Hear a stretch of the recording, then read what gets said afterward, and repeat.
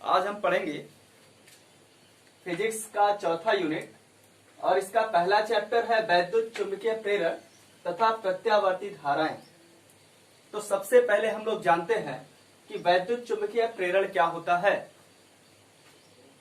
सन 1813 में फैराडे ने देखा कि जब किसी वैद्युत परिपथ से गुजरने वाले चुंबकीय फ्लक्स में परिवर्तन होता है तो परिपथ में एक प्रेरित वैद्युत वाहक बल उत्पन्न हो जाता है और यदि परिपथ बंद कुंडली हो तो परिपथ में प्रेरित धारा बहने लगती है। यही घटना वैद्युत चुंबकीय प्रेरण कहलाता है। 1813 ईस्वी में फैराडे नाम के वैज्ञानिक ने देखा कि जब किसी वैद्युत क्षेत्र से गुजरने वाली फ्लक्स रेखा की संख्या में परिवर्तन किया जाता है तो परिपथ में एक प्रेरित वैद्युत वाहक बल उत्पन्न हो जाता है और यदि परिपथ एक बंद कुंडली हो तो परिपथ में प्रेरित धारा बहने लगती है। इसी घटना को फैराडे ने वैद्युत चुंबकीय प्रेरण कहा। अब हम वैद्युत चुंबकीय प्रेरण के संबंध में फैराडे के प्रयोगों को समझेंगे। इसके लिए फैराडे ने दो प्रयोग किए और दोनों से दो अलग अलग निष्कर्ष प्राप्त किए। तो सबसे पहले हम लोग प्रयोगों को देखते हैं और उसके बाद इसके निष्कर्ष की चर्चा करेंगे। चलिए फैराडे के पहले प्रयोग को हम लोग चित्र की सहायता से समझते हैं। यहाँ पे 4 चित्र दिखाया गया है, पहला, दूसरा, तीसरा, चौथा, और इसकी सहायता से हमको फैराडे का पहला प्रयोग समझना है। चलिए हम चित्र की सहायता से फैराडे के प्रयोगों को समझते हैं। फैराडे ने सबसे पहले इस तरीके से एक कुंडली ली और कुंडली के दोनों तारों के बीच में एक धारा मापी को लगाया। ये अपना धारा मापी है। जब कुंडली के पास उन्होंने चुंबक के यंत्र को तेजी से चलाया तो कुंडली में लगे धारा मापी में विक्षोभ होने लगा। इससे ये पता चलता है कि जब चुंबक को तेजी से चलाया जाता है तो कुंडली में धारा बहती है और इस स्थिति में जो कुंडली है, कुंडली में चुंबक के सामने का जो तल है वह उत्तरी ध्रुव की तरह कार्य कर रहा है। और इसी प्रकार से यहाँ देखते हैं कि जब कुंडली के सामने दक्षिणी ध्रुव को रख के उसे चुंबक से दूर लेके जाते हैं, इसमें भी लगे धारा मापी में विक्षेप उसी प्रकार से प्राप्त होता है जैसा कि यहाँ पे हम देख रहे हैं।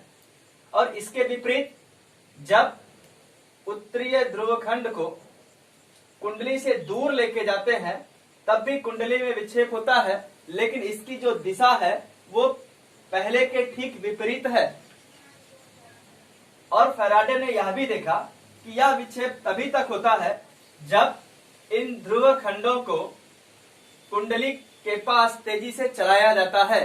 यदि चुंबक के ध्रुव खंडों को न चलाया जाए तो कुंडली में धारा का बहना रुक जाता है।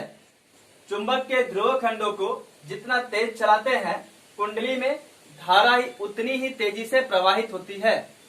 इस प्रकार यह निष्कर्ष निकलता है कि जब किसी वैद्युत परिपथ से गुजरने वाले फ्लक्स रेखा की संख्या में परिवर्तन होता है तो परिपथ में प्रेरित धारा बहने लगती है। चलिए इनका दूसरा प्रयोग समझते हैं। पहला प्रयोग तो आपके समझ में आ गया होगा। अगर कोई दिक्कत है तो एक बार मैं और बता देता हूं। ये देखिए इस प्रकार से उन्होंने एक परिपथ लिया था। परिपथ में तार के दोनों सिरों के बीच में धारामापी को लगाया गया है और उसके सामने चुंबक के एन सिरे अर्थात नॉर्थ सिरे को रखा गया है। अब इस सिरे को कुंडली की ओर तेजी से चलाया गया और जब इसको कुंडली की ओर चलाया गया तो ये देखा गया कि कुंडली जो है इसमें एक धारा बहने लगी। हालांकि इस कुंडली में कहीं पे भी बैटरी नहीं लगाई गई है। बिना बैटरी लगाए ही जब चुंबक के नॉर्थ सिरे को कुंडली की ओर चलाया जा रहा है तो कुंडली में एक धारा बह रही है और इस कुंडली में जो चुंबक के सामने का तल है वह इसी नॉर्थ सिरे की तरह कार्य कर रहा है।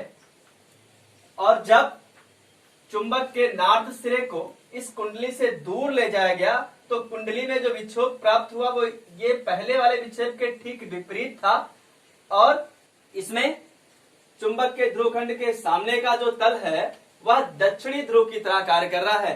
अर्थात अगर यहां देखा जाए तो ये नॉर्थ सिरे की तरह कार्य कर रहा है चुंबक के, और यहां देखा जाए तो ये चुंबक के साउथ सिरे की तरह कार्य कर रहा है।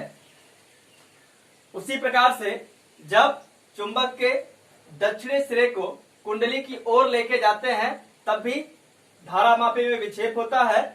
अतः हम कह सकते हैं कि धारामापी में धारा प्रवाहित होती है। और इसके विपरीत जब दक्षिणी सिरे को कुंडली से दूर लेके जाते हैं तभी कुंडली में धारा बहती है, लेकिन दिशा विपरीत हो जाती है। इस प्रकार से हम कह सकते हैं कि जब किसी वैद्युत परिपथ से गुजरने वाले चुंबकीय बल रेखाओं की संख्या में परिवर्तन किया जाता है तो कुंडली में एक प्रेरित धारा बहने लगती है। ये फैराडे ने अपने पहले प्रयोग से निष्कर्ष निकाला। चलिए फैराडे का दूसरा प्रयोग देखते हैं हम लोग। देखिए सामने हमको दो चित्र दिखाई दे रहे हैं। ये पहला चित्र है और ये दूसरा चित्र है। पहले चित्र में हम देख रहे हैं कि जो प्राथमिक कुंडली है इसको एक बैटरी और एक कुंजी से जोड़ा गया है, और जो द्वितीयक कुंडली है इसे एक धारामापी से जोड़ा गया है। यहाँ पे P लिखा है, P मतलब प्राइमरी मतलब प्राथमिक कुंडली, और यहाँ S लिखा है, S मतलब सेकेंडरी मतलब द्वितीयक कुंडली। ये एक बैटरी लगी हुई है, यहाँ पे एक कुंजी K लगी हुई है, और ये एक धारामापी है। तो इस प्रकार से चित्र में हम देख रहे हैं कि जो प्राथमिक कुंडली है, जो कुंडली P है, उसे एक बैटरी और एक कुंजी की सहायता से जोड़ा गया है, जबकि द्वितीयक कुंडली जो है इसको एक धारामापी से जोड़ा गया है। और जब पहली कुंडली में कुंजी लगा के धारा प्रवाहित करते हैं, यहाँ देखिए कुंजी के को लगाया गया और जिसके कारण परिपथ में धारा बह रही है और ये धारा की दिशा हमको दिखाई दे रही है। तो जब पहली कुंडली में कुंजी के लगाकर धारा प्रवाहित करते हैं तो जो दूसरी कुंडली है इसमें लगे धारामापी में विक्षेप होता है। जब पहली कुंडली में, ध्यान से बात को समझेंगे, कि जब पहली कुंडली में कुंजी के को लगा के धारा प्रवाहित करते हैं तो जो दूसरी कुंडली है इस कुंडली में भी लगे धारामापी में विक्षेप होता है। ये जो सुई लगी हुई है धारामापी में ये हिलने लगती है, जिससे हमको ये पता चलता है कि जब पहली कुंडली में धारा प्रवाहित करते हैं तो प्रेरण के कारण दूसरी कुंडली में भी धारा प्रवाहित होती है। जब पहली कुंडली में, ध्यान देंगे कि जब पहली कुंडली में धारा प्रवाहित करते हैं तो प्रेरण के कारण दूसरी कुंडली में धारा प्रवाहित होती है, लेकिन दूसरी कुंडली में जो धारा की दिशा है वह पहली कुंडली में धारा की दिशा के विपरीत होती है। दूसरी कुंडली में जो धारा की दिशा है वो पहली कुंडली में धारा की दिशा के विपरीत है। यहाँ पे हमने चित्र बना के दिखाया है कि ये जो पहली कुंडली है इसमें धारा इस तरीके से प्रवाहित हो रही है, लेकिन इस धारा के कारण ही दूसरी कुंडली में धारा प्रवाहित हो रही है। ये भी समझने वाली बात है कि दूसरी कुंडली जो दिख रही है इसमें कहीं पे कोई बैटरी या किसी परिपथ को नहीं लगाया गया है, यहाँ किसी बैटरी को नहीं जोड़ा गया है, जबकि पहले वाले कुंडली में बैटरी लगा के धारा प्रवाहित की गई है। पहले वाले परिपथ में हम बैटरी लगा के धारा प्रवाहित करते हैं और इस धारा के प्रभाव से जो दूसरा परिपथ यानी कि जो दूसरी कुंडली दिख रही है, जो द्वितीय कुंडली दिख रही है, इसके प्रभाव से प्रेरण के कारण इस कुंडली में भी धारा प्रवाहित हो रही है। इसी प्रकार से दूसरे चित्र में देखते हैं। अब यहाँ पे जो कुंजी थी इसको अलग कर दिया गया। कुंजी को अलग करना मतलब परिपथ में धारा के प्रवाह को रोका गया है, और जब धारा के प्रवाह को रोका गया तो हम देख रहे हैं कि यहाँ इस परिपथ में कोई धारा प्रवाहित नहीं हो रही है। हालांकि यहाँ पे बैटरी लगाई गई है लेकिन कुंजी जुड़े हुए नहीं है, इसलिए इस परिपथ में धारा प्रवाहित नहीं हो पा रही है। और जब इस परिपथ में धारा को बंद कर दिया गया तो उस कंडीशन में भी जो द्वितीय कुंडली है इसमें तब भी धारा प्रवाहित हो रही है।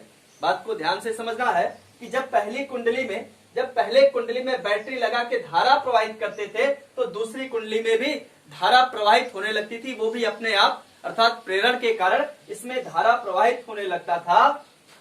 लेकिन दूसरी कुंडली में जो धारा की दिशा थी वो पहली कुंडली में धारा की दिशा के विपरीत था।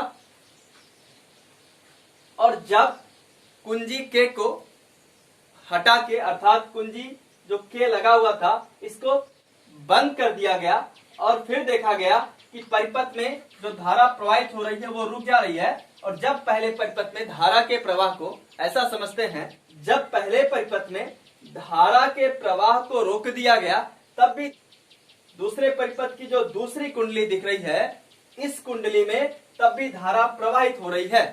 लेकिन अब की बार जो धारा की दिशा है वो पहले वाली धारा के विपरीत है।